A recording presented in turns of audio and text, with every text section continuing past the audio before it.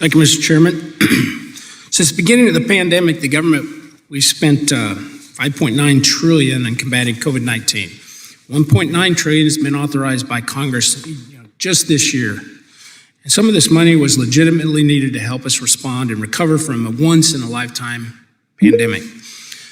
With it, we were able to do things like Operation Warp Speed, distribute personal protective equipment or PPE, set up medical clinics, and provide transportation for essential workers.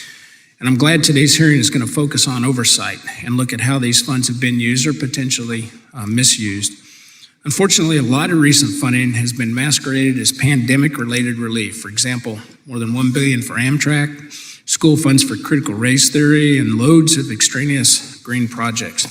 And now the majority wants to add another $3.5 trillion to the tab through its human infrastructure bill, which will be jammed through using the partisan budget reconciliation process.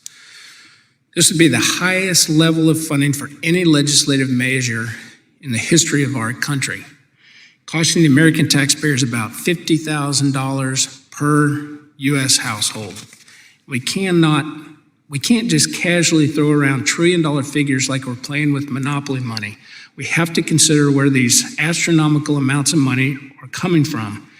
Unfortunately, it's going to come from the pockets of the taxpayers and the pockets of future taxpayers who haven't even been born yet. The effects of this cumulative, unchecked spending are real, and we're seeing it every day.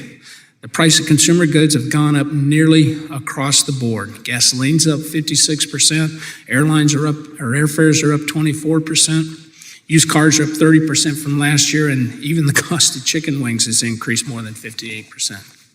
And let's not forget that we still don't know how this virus started despite its high cost. More than 600,000 U.S. lives have been lost, and we're still paying the economic toll of recovery. I look forward to hearing from today's panel on how the spending is impacting our economy and how it's impacting jobs, and whether or not Congress was as targeted as we ought to have been when spending such large sums of money. With that, Mr. Chairman, I'm looking forward to hearing from our witnesses, and I do appreciate the hearing, and I yield back the balance of my time.